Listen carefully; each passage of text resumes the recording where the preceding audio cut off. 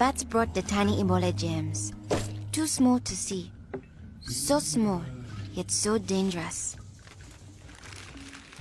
Without realizing, Grandfather rubbed a little blood in his eye. Ebola germs came into his body.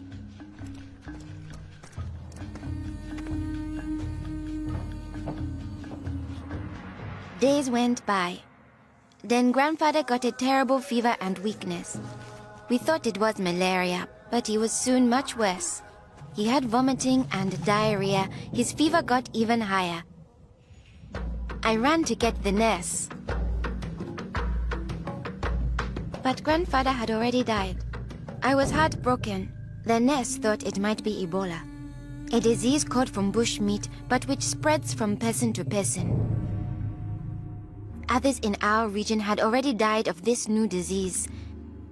Unless we understood the disease and followed their rules, it could spread further and kill many more people. She explained that Ebola was in the body fluids of someone who was sick or had died of Ebola. Their sweat, tears, mucus, saliva, vomit, diarrhea, urine, breast milk, sexual fluids, and blood. When we touch a sick person's body fluids, the Ebola germs can get into small breaks in our skin or into our eyes, nose, or mouth. The Ebola germs spread into our body and make us sick. When somebody dies of Ebola, that body is much more contagious. No one should ever touch the dead body. The nurse advised us to wash our hands with soap and water right away. She contacted the trained burial team to help us bury Grandfather's body safely. The burial team came. They comforted us and explained what they had to do to protect us.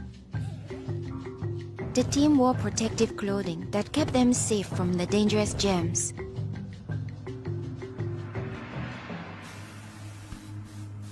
They sprayed Grandfather's room and his body with chlorine to destroy the Ebola germs. They put his body safely away in a bag. To prevent the spread of Ebola, no one could touch the body of anyone who had died with signs of the disease. They also burned his mattress, bedding, and clothes. Anything that might have his germs. All these actions made us safer. It was too great a risk to follow all our traditions. But we still honored Grandfather in the time of Ebola.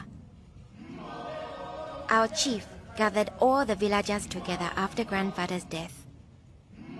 He explained that it's natural for us to fear Ebola, but if we trust in our health workers and follow their rules, we could stop the disease. The nurse explains to us, when a person has symptoms such as fever, don't touch them. Get them to the treatment center right away. They will have the best chance of surviving and they won't spread Ebola.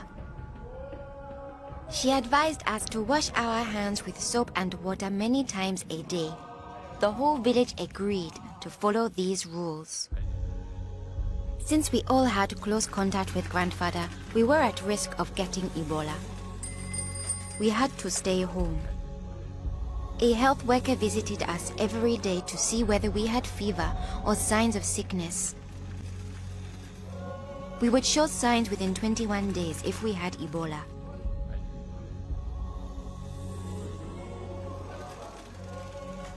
Many days passed, and I thought we would all stay healthy. But one morning, I found my mother burning with fever. I knew I couldn't touch her. She was now contagious. My father came in.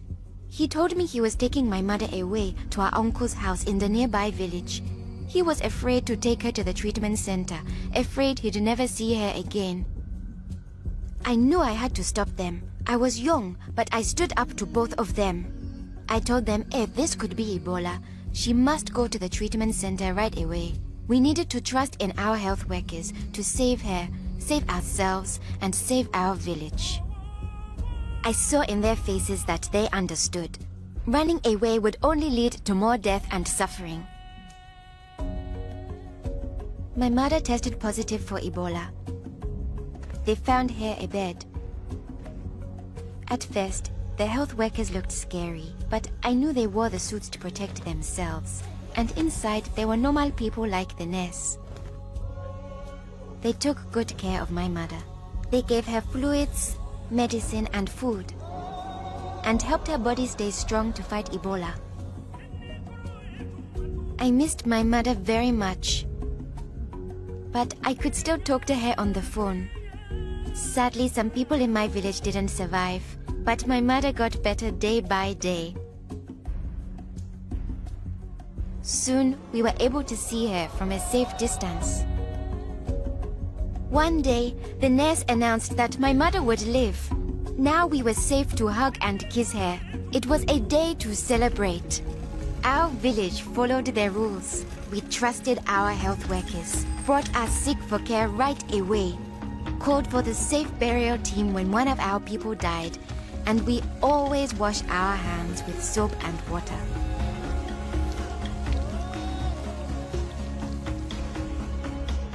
Our village survived Ebola. Yours can too.